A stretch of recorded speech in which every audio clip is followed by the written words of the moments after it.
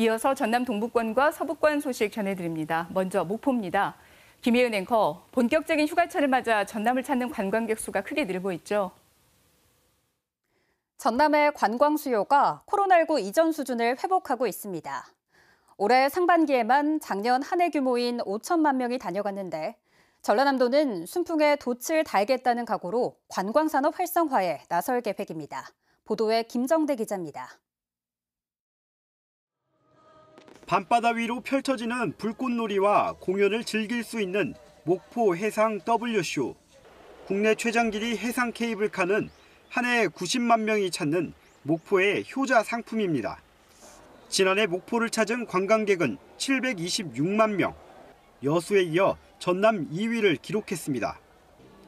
서남권 대표 관광도시 명성을 되찾고 있지만 일부 아쉬움도 있습니다.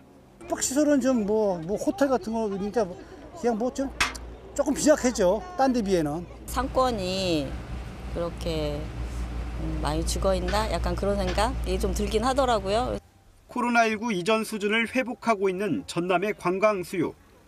코로나 직후 3천만 명대로 반토막난 관광객 수는 지난해 5,600만 명까지 올랐습니다. 올해는 상반기에 벌써 5천만 명이 찾아 연말까지 1억 명을 넘볼만 합니다.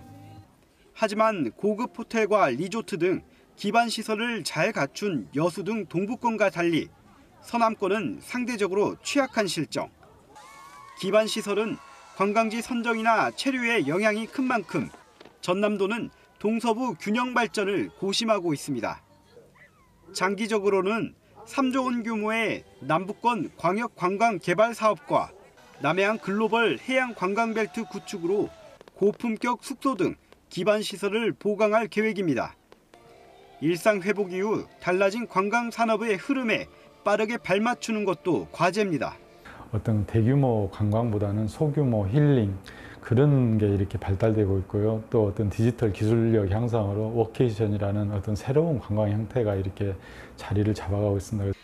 전남도는 또 올해까지 전남 방문의 해 운영을 이어가며 외국인 관광객 300만 명 유치를 목표로 무안국제공항 노선 확보에도 힘쓸 예정입니다. KBS 뉴스 김정대입니다. 전라남도가 청소년의 건강한 성장 지원을 위한 전남 청소년 행복성장 지원 혁신지구 선포식을 열고 청소년 행복성장 활성화와 청소년 안전망 고도화, 그리고 지역의 맞춤형 청소년 활동 등 비전 목표를 제시했습니다. 선포식에 앞서 전남도와 여성가족부는 청소년 정책 분야의 협력체계 구축을 강화하고 청소년들의 건강한 성장 지원을 위한 업무 협약을 체결했습니다. 전남교육청과 학부모, 그리고 산업체 등으로 구성된 전라남도 민관산학교육협력위원회가 첫 회의를 열고 전남형 교육자치 실현과 교육공동체 협력을 다짐했습니다. 위원회는 앞으로 정기회의를 통해 전남교육의 주요 정책 수립 방향과 개선 방안에 관한 사항을 논의하고 민관산학 협력이 필요한 교육 정책의 의견을 제시하는 활동을 펼칠 예정입니다. 광주지법 목포지원이 공직선거법 위반과 명예훼손 등의 혐의로 기소된 박홍률 목포시장에 대해 무죄를 선고했습니다.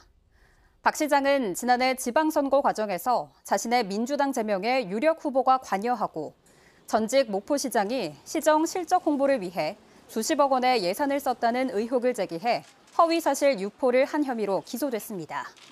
재판부는 명예훼손 혐의에 대해서는 검사 측이 제출한 증거가 불충분하고 예산 낭비 의혹 등에 대한 비판은 표현의 자유가 보장돼야 한다며 무죄 판결 이유를 밝혔습니다.